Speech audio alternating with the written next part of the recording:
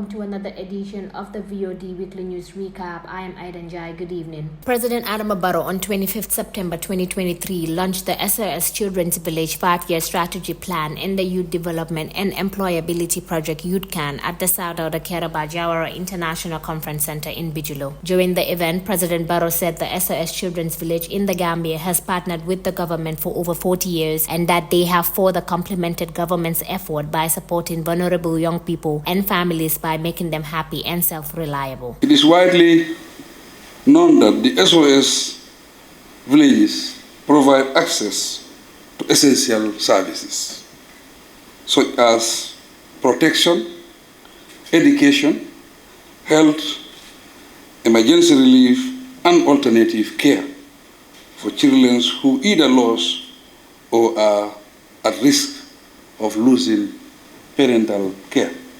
In fact, this truly philanthropic group has supported the government in its desire to meet its national and global targets in various ways. This has been achieved through the enactment of children and youth-friendly laws or instruments in the country. He further highlighted that through the Ministry of Youth and Sport, progress has been made to create job opportunities and prospects for Gambian youth. Mr. Jean-Pierre Kwame, the National Director of SOS Children's Village, said, as a child right and youth development advocate, their vision is to be the most responsive organization enabling children and young people to strive in their communities and realize their potential as change makers in the country. Children and young people live in the most relevant care options. This is one of the outcomes. Children and young people are independent and positive contributors to their communities. This is very key when we see the trend of things going and the way young people can be led astray sometimes in our communities. He further stated that they put together the strategy to contemplate that children and young people are independent and positive agents of change in their families and all over the country by the end of 2027. Omar Sohna, a young man who was a part of the SOS Family Life Care since 1983, highlighted that he knew the SOS Village as his only family and he got a lot of support from there through vocational training and capacity building, which aided him in opening a workshop in Carnifin where he is training 20 other people. Youth Development and Employability Project YouthCan is a global partnership between SOS Children's Villages and the private sector, which empowers young people who have lost parental care or are at risk of losing it by helping them transition to independence. This is a 5-year strategy plan that was put together and implemented by the SOS Children's Village to change the lives of various young people by the end of 2027. One of their strategy outcomes involved young people being independent and positive contributors in their communities. Professor Per Gomens, the Honorable Minister of Research, Science and Technology, on Tuesday launched the Gambia National Qualification Framework, a historical occasion and a significant milestone in the nation's pursuit of excellence in education, training and workforce development. The grand luncheon, organized by the National Accreditation and Quality Assurance Authority, was held at the Sadao da Keraba Jawara International Conference Center in Bigelow, which brought together heads of government departments. The objectives of the luncheon recognizes and values diverse forms of learning, including formal and informal learning, ensuring that everyone, regardless of their background, can gain recognition for their skills and knowledge. The GNQF enhances the employability of graduates, ensuring that they possess the skills and competences that employers require. In his luncheon remarks, Professor Gomens said that education has always been a cornerstone of national progress and the foundation upon which individuals build their futures, the means through which they unleash their potential, and the vehicle through which societies advance. Through education, we prepare our citizens to be productive members of society, instill values of responsibility, citizenship, drive economic growth and innovation. However, for education to serve a true catalyst for progress, it must be relevant, responsive and inclusive. It must align with our society's evolving needs and the global economics demand. This is where the GNQF comes into play, he said. The GNQF provides clear and transparent information about qualifications, making it easier for students, parents, employers, and educators to understand and assess the value of various qualifications. 2, quality assurance. It promotes quality in education and training by setting standards and benchmarks that institutions and programs must meet, ensuring that our citizens receive a high-quality education that meets international standards. So I always provoke my UTG students in those days that from Bununkakunda to Oxford, the formula is the same. It's not because we are in Banjul that we have to do something peripheral, second class. It's the same formula. Science is science. There's no science for Bununkakunda and science for Sorbonne or Yale. It's the same science. For his part, Alhaji Mamadou Jallow, the chairman of the NACA Governing Council, said that the GNQF will ensure that the educational institutions provide relevant, up-to-date, and intentionally recognized qualifications, adding that this will raise the bar for the students to help them to compete on a global scale. I stand before you today as the chairman of NACA Governing Council, but I also stand here as a believer in the power of education to change lives and uplift societies. The launch of the GNQF is a testament to our commitment to providing quality education and ensuring that every Gambian has the opportunity to reach their full potential. The GNQF is not just a framework. It is a roadmap for our educational system, a pathway to excellence. The GNQF will promote long-life learning. It will create a seamless and flexible educational system that allows individuals to acquire qualifications at their own pace, whether they are in school, in the workforce, or seeking to upgrade their skills, Jallow said.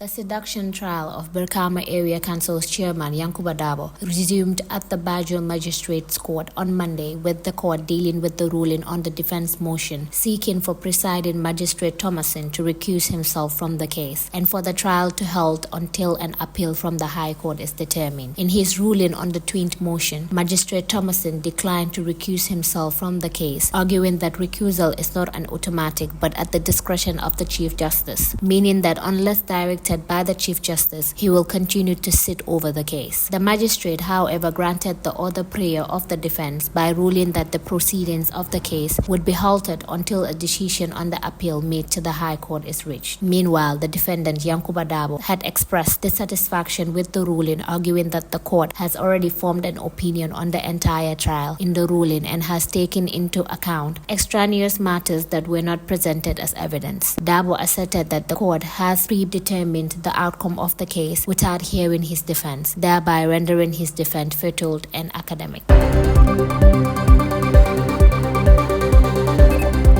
President Barrow said the President's award scheme guides participants to become national assets that play a vital role in national development as modern young citizens and exceptional leaders. He made this statement at the 10th edition of the Gold International Award Scheme ceremony yesterday, 26 September 2023. The event was held at the Ash 22 in Banjul, where the President was the chief patron who presided over the first ever President's Award Scheme since he assumed office in 2017. He handed over 1,650 awards to the outstanding participants. I have noted that some of the former program participants and gold award holders are proudly in our midst, serving as ministers, service chiefs, academics, entrepreneurs, diplomats, and the list goes on.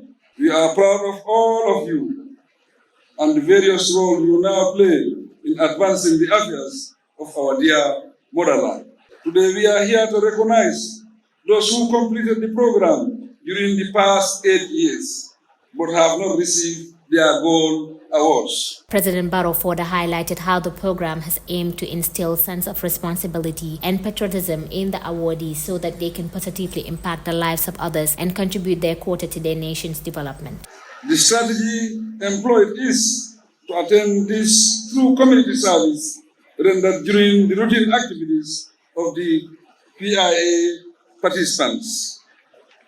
For many years now, the award program, also known as the Duke of Edinburgh's International Award, has equipped young persons with opportunities through well-structured programs designed to boost the moral standing, skills, and knowledge of its participants. It has challenged them as well to explore and exploit new opportunities and make the most of their talent and potential to excel. President Barrow stated that his government strongly believes that to guarantee a brighter future for the Gambia and Africa, they must continue to support and empower the youth through programs such as the PIA Award Scheme. Bakari Baji, the Minister of Youth and Sport, said the award ceremony is a unique program conducted by young people, for young people, meant to give a platform for young people in a non-formal way to build skills. And that is through belonging to organizations where young people have the opportunity to interact among themselves, but to build skills. The award scheme, as it is formally known and now called President International Award, has been here for the last 3 decades. And it is a program where thousands of young people, both in government, in the economic sector, in the security and other sectors have passed through. And it is an organization that gives us the opportunity to build our skills in a way that we would normally not be able to get in a classroom. He further highlighted that even though the program is conducted through school-based activities, there is still a greater component that deals with community, which gives young people the opportunity to serve their community by engaging in community services. Pa Malik Sise, the Executive Director of the President's International Awards, said the President's Award Scheme is a satellite institution under the Ministry of Youth and Sport, operating in more than 25 schools across the 6 regions in the country. He further stated that it is also a progressive and non-formal education program that aims to empower and transform young people from the age of 14 to 24 through achievement-based and activities under the levels of bronze, silver, and gold.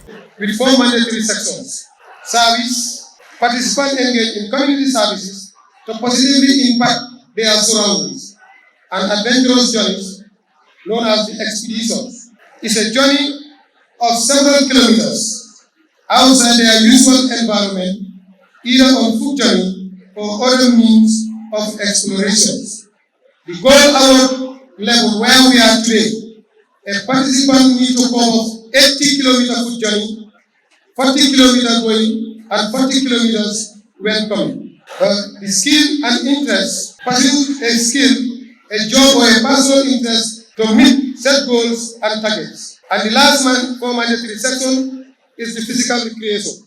Undertaking any sport or sporting activity to promote good physical and mental well-being, with residential project as a 5th section under the goal level. At goal level, when participants cover 80-kilometer foot journey and cover their skill and interest, their physical recreations, they need to do 2 weeks compulsory residential project outside their jurisdiction, so as to serve communities for a week they are not known for. The President's Award Scheme, which was known as the Duke of Edinburgh International Award, is a youth achievement award founded by the late Prince of England along with his 2 close companions in February 1956. Their motive was to give young people a new sense of direction and purpose away from their unpleasant activities and the high crime rates they were engaged in during the aftermath of the Second World War. By 1957, it was introduced in several countries and in the Gambia by 1979 as the President's Award Scheme. The Gambia is still among 131 countries implementing the award scheme with one of the best participation rate.